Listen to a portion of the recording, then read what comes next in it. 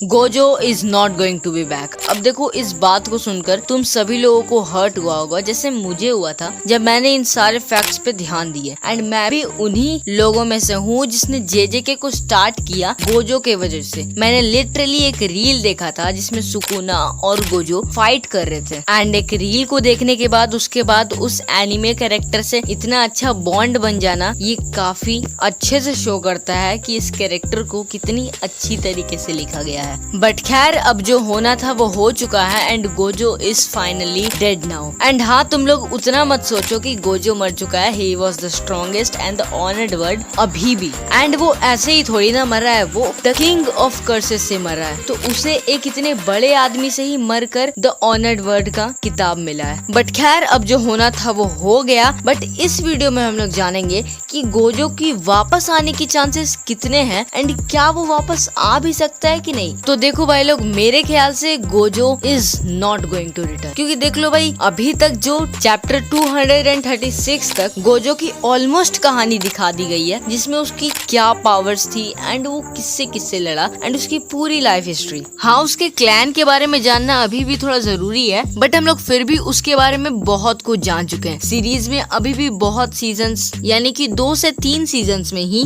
Gojo को हम लोग मरता हुआ देखेंगे सुकुना के हाथ। बट अभी भी हम लोग गोजो को सुकुना और भी काफी अलग अलग लोगों से लड़ते हुए देखेंगे। बहुत अभी टाइम है। एंड देख लो भाई लोग, तुम लोग को भी पता है कि गोजो इतना स्ट्रॉन्ग था एंड उससे हमें इतना प्यार हो गया था कि वो हम लोग सीरीज के मेन कैरेक्टर को ही भूल चुके थे। एंड अगर ऐसा ही चलते रहता, गोजो नहीं मरता, तो यूजी और यूटा, शोको, इनके बारे में तो कोई ध्यान ही नहीं देता। एंड मुझे लगता है कि यही वो बिग मेन रीजन था जिसके कारण गोजो को कट ऑफ कर दिया गया। क्योंकि गेगे अकुटामी, अरे नाम पे मत जाओ, जेजेके का राइटर है ये, को भी पता है कि हमें यहाँ जुजुत्सु काइसेन की स्टोरी बतानी है, ना कि गोजो की। बट ये सब तो बातें हो गई कि Gojo is not going to return. But अब हम लोग बातें करेंगे कि गोजो कैसे वापस आ सकता है। देखो, फैंस थ्योरीज लगा रहे कि गोजो का सर नहीं कटा हुआ था, वो रिवर्स कर्स टेक्निक को यूज करके अपने आप को बचा सकता है। एंड अगर वो खुद को नहीं बचा सकता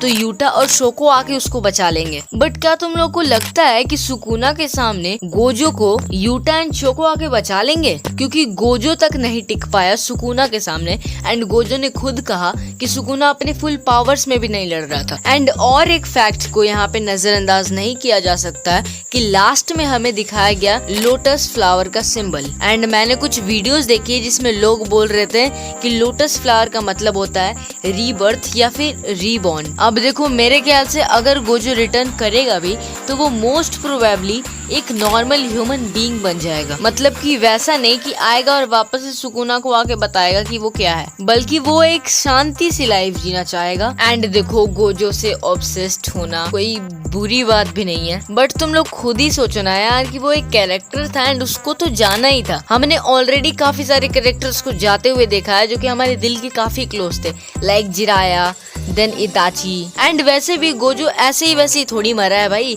वो सुकुना के हाथों मरा है एंड इसीलिए वो ऑनर्ड वन भी कहा जाता है। तो मेरे जो थ्योरीज थे, मेरे जो थॉट्स थे, वो मैंने तुम लोग के साथ शेयर कर दिए। एंड अगर तुम लोग कुछ और लगता है तो कमेंट डाउन।